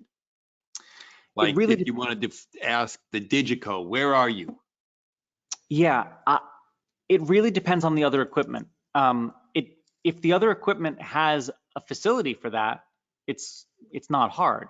For instance, you can tell QLab, you can send a message to QLab over OSC that just says, hey, report back your playhead queue number, right? Queue playhead. Yeah, Cristiano says you can sniff Digico offline with OSC. Oh, that's great. That's great. Right. But not the actual console. So right. So I think that's a problem on the other end. I'm not a problem. That's a limitation on the other end. I believe that I know there's a way to sniff an EOS console where you can just get it to report back the queue number that's standing by, but I don't know off the top of my head what it is. Yeah, but it'd be nice to be able to just hit a button and say like, sync me up wherever the Digico is, put me there too.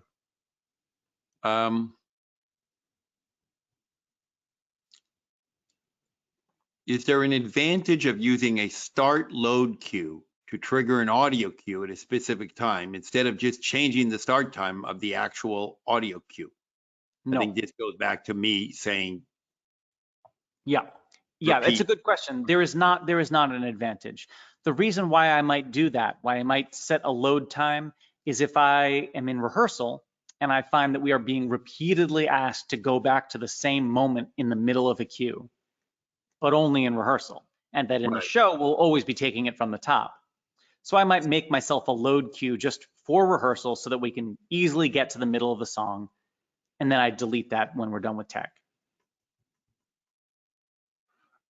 Okay, I don't quite understand this request, but I'm going to read it. Darn return key. I would like the QWERTY keys to remain in place as I drag cues on and off the grid. Can you put in a vote for that? I'm afraid I also don't quite understand that. You want the QWERTY keys to remain in place? Oh, wait, no, I do know what you mean. I'm sorry. I think I know what you mean. I think what you're saying is that when you use a queue cart, which is an alternative to a list that is a grid orientation, you want the triggers, the hotkey triggers, to stay attached to the cell, not to the queue that sits inside the cell. So if I bring this queue here and I give it a trigger of X, and then I have a queue here, here, and this trigger, this queue is Y, you want to move this here and this here, and now that is Y, because Y, the hotkey, belongs to that location rather than to the queue. The answer is, I think that this is a really good feature request. It is on our list. It is hard to implement that in a way that is going to be really foolproof, robust, easy to switch between that mode and the other mode. So we want to make sure we get it right before we do it at all. You want to assign hotkeys to the space rather than the queue. Right, right. And I think that that's a really smart request, and I totally understand why you want it. It's easy to map in your brain. Up left is Q, down left is Z. I get it. Like it's totally logical request. We just don't want to do it badly, so we haven't done it yet. And we're going to wait till we can get it done really, really smoothly, really well-refined solution. Is there a way to go to that playlist example you did and have it shuffle?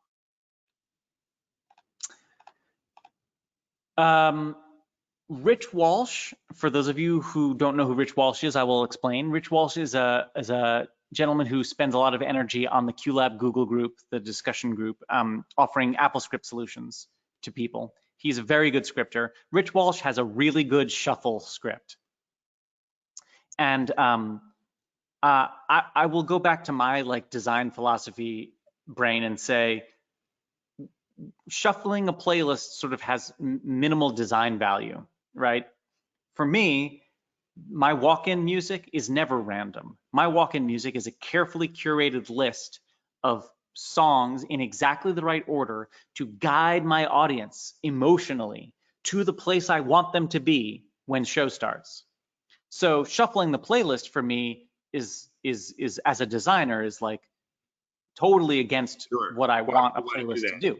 Maybe the songs didn't fit together. Right.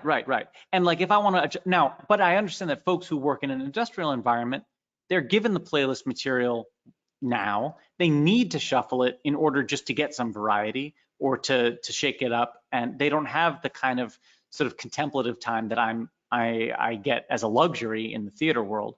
So I'm not saying that this is a worthless idea. I'm simply saying that this is an idea that is farther away from the core usage that QLab was designed for. So that's why we're not there yet. And Rich's script is a really good solution. And every feature you add to a piece of software, you open the door to a bug. And so we feel like Rich wrote this great script. We don't have to add the feature because the script works perfectly, and we won't have to open the door to a bug because the script can just be uninstalled. Mac, you got a question? Yeah, not a question. I just wanted to point out, while you're recommending Rich's scripting guidance on the QLab list, there's also the QLab cookbook, which offers a lot of guidance. So since we're coming pretty close to the end of the session, I'll point to that. If you visit our website, qlab.app, and then go to education, the education tab has just been broadly expanded with this tutorials section. The cookbook, though, is what was just mentioned. This here is a list of individual articles on various topics. It was created by Mick Poole, another very clever, brilliant person who had a series of days with spare time where he just decided to sort of try clever things with QLab. And he's built it into this cookbook, which then we adopted from him. And each lesson sort of has a video of what it is that it does, description of how it works, some details, and then download links to download the materials that the article discusses. We also have this tutorial section, which is relatively new, that is a little bit more entry level and a little bit more succinct than the cookbook. The cookbook is the idea of the cookbook is that it's aimed to be advanced stuff, fancy things, strange things, stuff that might be difficult. And then the idea of the tutorial section is that it's meant to be more geared towards stuff that is more everyday, a little bit more introductory, or a little bit more something we expect most everyone would need to know or need to use. Mm-hmm. And then I'll also plug once again, support@figure53.com is our email address. We take ourselves, we take ourselves to task on the subject of speed and precision with answers. If you write on a weekday, a working weekday between 9 a.m. and 9 p.m. Eastern time, we hope to get you an answer within 10 minutes. We'll certainly get you an answer of some kind within an hour, unless things are extraordinary. And right now we've got a really quiet inbox. So if you've got questions sort of burning through your mind, now is a great time to write to us and ask about. One last question from Stan Dickerson. Can you talk about preferred or outboard Q devices like Widgeteering Studios, or is there a list of tested I/O and control devices on your website? Sure. I'll talk about audio I/O first real quick. We have basically a short list of audio interfaces that we like. Motu are like Motu from the last few years, everything by RME, everything by Focusrite, except possibly there's a problem with the Scarlett Generation 1 and maybe the Scarlett Generation 2 interfaces have some flakiness that we're not sure about. I think the Gen 2 devices are solid though.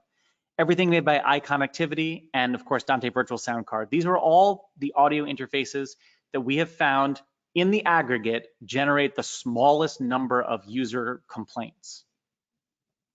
By contrast, here's the list of interfaces we recommend against anything made by Presonus, M-Audio, Behringer, Tascam, Echo, and Avid. I don't want to talk out of school about folks, so I will say these are the observations we've made up front. Presonus devices have had historic noise problems and generally have a lot of software driver issues. M-Audio, ditto. Behringer, it's really hard to come up with a comprehensive list of the problems that Behringer equipment has. It's a long list. Tascam has caused complaints from users. We don't really know the details. They don't make a lot of interfaces though. They don't sell a lot of interfaces, it seems. So I don't know much about it. Echo is a company that has gone out of business. They had the most glaring pin 1 problem that I've ever encountered. So it's not really much of an issue now because they're out of business. And then Avid, they sell and build terrific hardware, but their drivers for using their hardware with non-Avid software are not up to par generally. So that's for I/O. For control, we sort of stay out of it. Widgeteering makes a box with 3 buttons and a knob and a foot switch jack that is a dual USB output controller that runs 2 Macs simultaneously. A lot of people like it. A lot of people have reported good success with it. I will say in full disclosure and honesty, as a side project, I personally, having nothing to do with Figure 53, I make a competing product. And my company is called Team Sound. And we also Team Sound aims to fill the same niche that Widgeteering aims to fill. I believe that my product solves a number of doubts or questions about the Q widget product, but that's Sam's opinion. That's not Figure 53's opinion. Figure 53's opinion is if you've got a gadget that speaks MIDI or OSC, then it is a good device to control QLab with. I'll point also to the X Keys controller. They have a variety of options that all appear as they basically just appear as keyboards, but you can also program them to send MIDI messages, and they're really nice. They don't feel good under the fingers. They're kind of squishy. They're meant for point of sale terminals, I believe. So I don't love the tactile experience, but they're very well made, and I recommend those. But you can make change with them. Yeah, yes. Got it. And of course, obviously, I personally recommend the Team Sound ones the most, obviously, but that is a biased opinion. And there's one question that has popped up about 3 or 4 times. There is a recording of this show on our website. Go there tomorrow. Yeah. It's been great. I love your presentation. One person who's, sorry, Someone No. mentioned that they've had trouble with the Scarlett Gen 2s as well as the Gen 1s. I think it's a real pity because I think the Scarlett is a really well-built piece of equipment, and I like Focusrite's work in general. I'm not sure what's going on with the Scarlett line particularly, but you know, for the highest reliability, I think we should stay away from Scarlett. Now, I me wanted to personally, say- I carry my Dante card for the Yamaha, and that is my IO. I've been very happy with that thus far. And I own both of those controls, and I really like yours, Sam. So thank you. I like gear. I can't help it. My wife doesn't share my same passion for all things audio What about devices. that vocal master? Well, You yeah, got the yeah. vocal master, how We're much you really remodeling like? this weekend. My set, I'll have a new set come next week. Okay, and I got my TRS-80 color computers, and I got my I got an Apple IIc. I got a lot of that. We'll focus. I don't have a lot of audio. I just have a lot of old computers that are absolutely useless right now. Man, Sam, this was awesome. I mean, I got a lot of great notes. Mac, thanks for putting all this together. This was super helpful. I'm glad it's recorded and it's on our archive page, because with a recording, you can go back and watch it again. And we'll post questions with our recording that you watch on the archive page, and you'll be able to go back through here. Obviously, see support at figure53.com. So a lot of these things that may be more in depth than we were able to get to, send them over there. As Sam mentioned, they've got a little slot open, and now is the time. Nobody has an excuse. If you go on a show and you are not prepared, you have no one to blame but yourself. Okay. I mean, this is, I was thinking about this today. This is, you know, Pete, Mac, Sam, where else in time have we had the ability to talk about so many different topics in the course of days and weeks than what this unfortunate event has created for us? You couldn't go to enough trade shows to talk about these topics because they're not talking about these And topics. there's no video of the trade show. You There's can't no go to archived the video where it's been recorded that you can go to see later. So anyhow, we've taken up enough of your time, Sam, doing our crazy closings, but thank you so much for being a part of this. I think if everybody could give you a virtual hand clap, it would be a standing ovation, because this is that type of topic, software. Thank you very much. You know, I'm just going to tease real quick what's coming up next, because tonight is our first town hall. If you haven't registered for that, please do, because it is literally open. It's kind of like open mic, but we keep all your mics closed until we find something we want to open it about. But I will tell you, there are two topics that I'm really kind of excited about. I've invited a couple folks to come on and talk about this post-COVID world we're going to be in, right? We don't have any answers. We don't even know really what it's all about, but start that discussion. You know, the first time I show up with gloves on at work, right? Well, Mac does it every day right now. I do it right? almost every day But now. how long is that going to last? We're going to do discussion. We're going to talk about just gear in general. Where are we going? I'm going to briefly just kind of bring up the idea of when we go back to work, what's this +1 idea of you're going to do your job and you're going to have to figure out how to be a part of a bigger team for a while, because we're probably going to be running lean. All right. Software, we just added this brand new Monday, noon Eastern, Vectorworks Basics Fundamentals, building it, using it on shows. You know, it's like everything we've done, we're all over the map. We did plugins last week. We're going to do the fundamentals this week. Philip Barrett from CT is going to be walking us through, focused on audio and video professionals. Okay, when you get a drawing from a TD or from someone on the team, how to manage it. So that was just added. That meant that networking basics got moved to 17. Hit our website. You'll be able to see all those updates, practicalshowtech.com. Thank you again, Sam. We'll look forward to another one of these at some point, because we're going to get enough questions together. We're going to do something completely different. Pete, any thoughts? Go button. I just wanted to say one thing. Everybody probably knows what an intercom nut I am. And I love it because of the software that's available and the programmability that's available. And I will say, unfortunately, I don't do audio because this is a piece of software which really turned me on. I loved it, every little bit of it. And you that's very saying a lot. But I do not, the next show we do together, if I see you got QLab set up backstage and you're like this is not good, Sam. I want to start You know what using Tom's is QLab going on to my be like comm now with system. him firing all his I own. got to figure out how to do it on the comm system. Definitely. And definitely and for RF See all coordination. this It's hair? got to work It's just going to somewhere. keep disappearing. But yeah, no, it is awesome, man. There's very few pieces of software that come along in our industry that makes such, an order of magnitude change to how we work and what we do. Yep, So yep.